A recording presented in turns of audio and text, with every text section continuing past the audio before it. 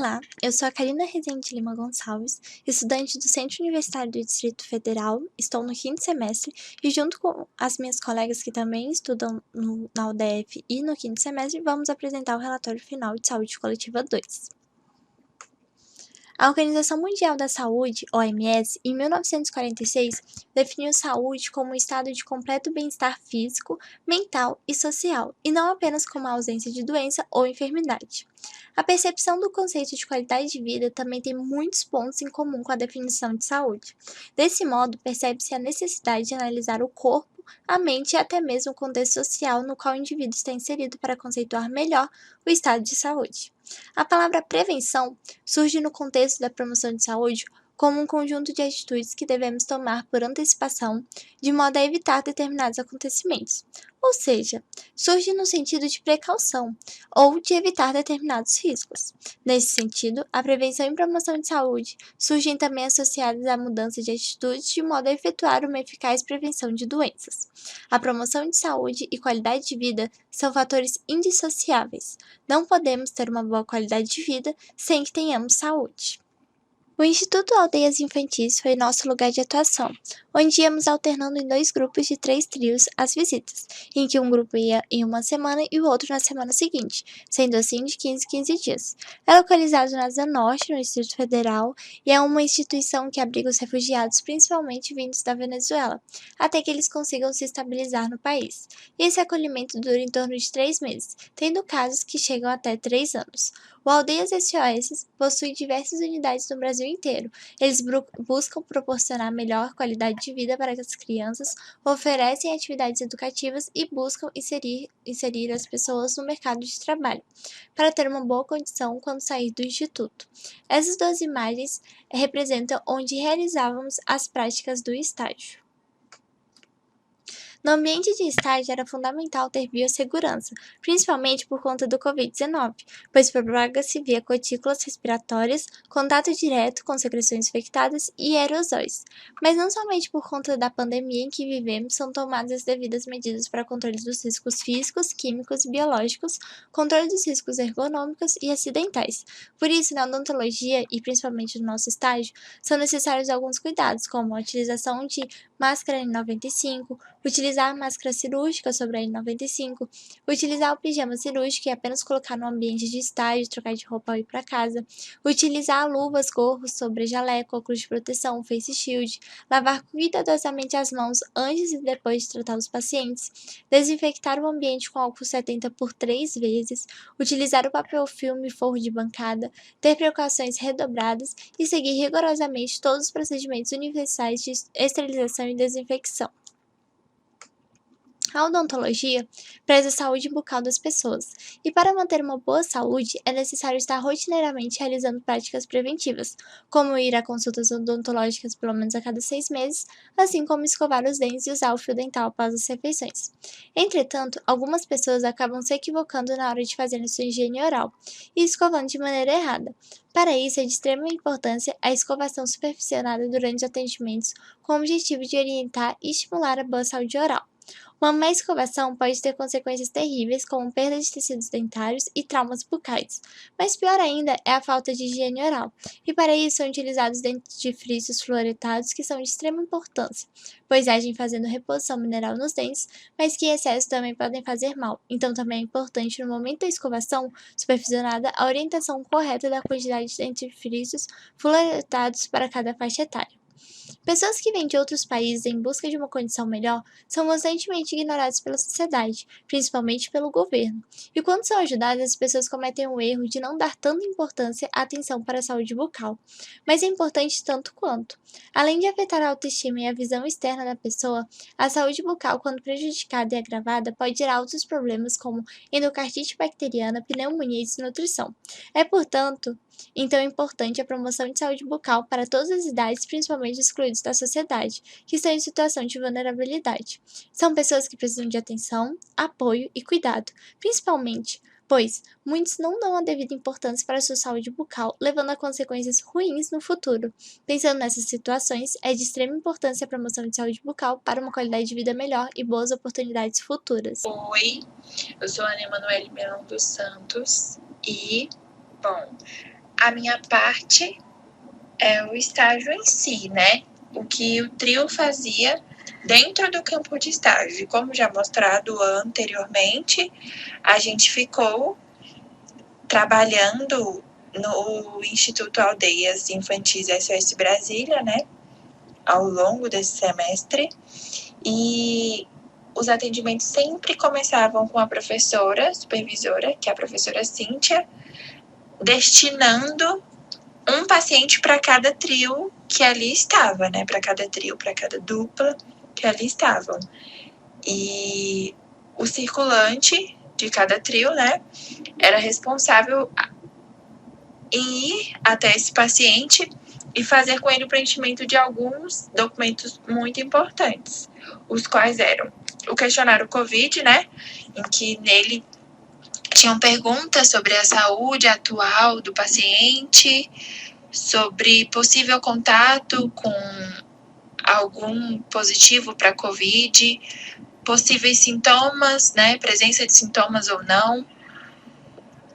A gente verificava também o circulante, né, verificava a temperatura para ver se estava tudo certinho.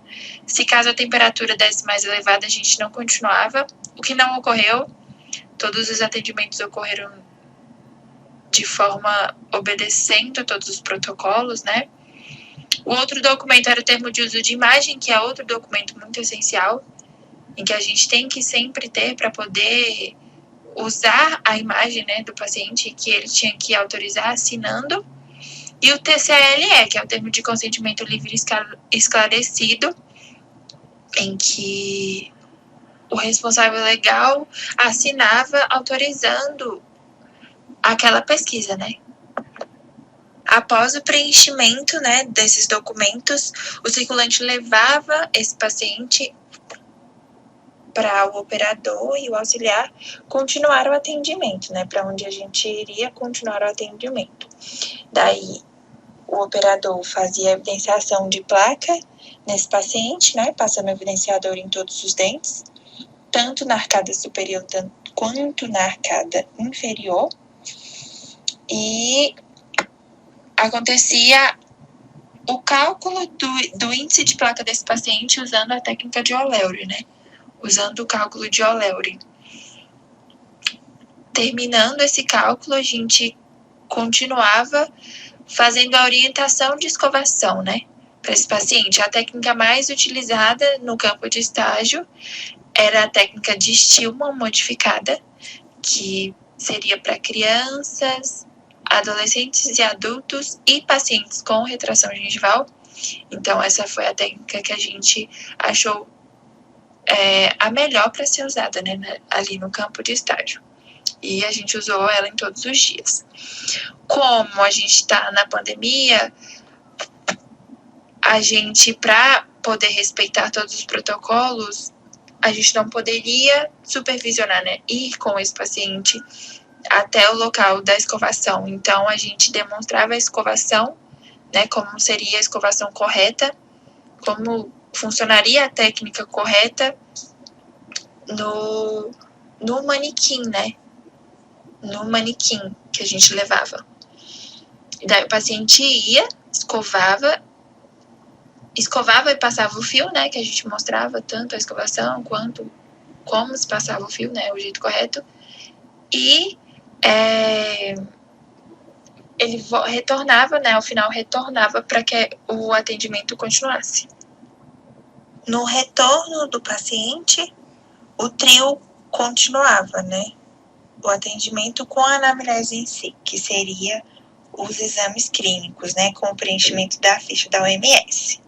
Utilizávamos a ficha de avaliação de saúde bucal da OMS em 1987 para adultos e a ficha de avaliação bucal modificada da OMS para crianças e adolescentes menores de 18 anos. O trio atendeu 5 pacientes, né, ao longo desse semestre, porque a gente trabalhava em rodízio, né, uma semana sim, uma semana não.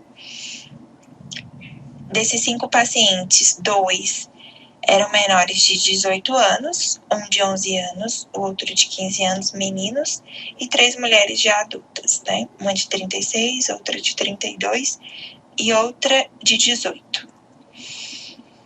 Nessas fichas a gente tinha os devidos dados, né? Na ficha da OMS para adultos, a gente tinha informações gerais, avaliação clínica, exame extraoral, avaliação da ATM, mucosa oral, né? A condição dessa mucosa oral, opacidade, hipoplasia de esmalte, fluorose dentária, índice periodontal comum, perda de inserção, condição dental e necessidade de tratamento, uso de prótese, necessidade de prótese, anormalidades dentofaciais e necessidade de cuidados imediatos. Para crianças e adolescentes, né, a modificada da OMS, a gente tinha condição dental e necessidade de tratamento, periodontal status ou condição gengival, mucosa oral, né, a condição dessa mucosa oral, fluorose dentária, erosão dentária, severidade, trauma dentário, urgência de intervenções. Ao final do preenchimento, né, de toda a ficha, a gente analisava as necessidades que poderiam ser realizadas em campo de estágio, como selante de fósforos e fissuras, Flornis, CIV ou RT. A RT não tivemos contato esse semestre, mas fizemos uso de CIV, né? O CIV apresenta propriedades únicas como biocompatibilidade, aderência à estrutura dental, ação anticariogênica devido à sua liberação de flúor e também consegue pausar a atividade da doença cárie, né? Utilizamos ele em 3 pacientes. Na paciente 1, utilizamos nos dentes 35, 37 e 47. Na paciente 2, no dente 46 e no paciente 3, no dente 12. Aquelas necessidades que a gente não conseguia resolver em campo, né? Como uma exposição pulpar ou mobilidade dentária, né? Pacientes que precisavam de tratamentos mais sérios, né? A gente encaminhava para a clínica da UDF, destinando e descrevendo o que aquele paciente precisava. E é isso, basicamente.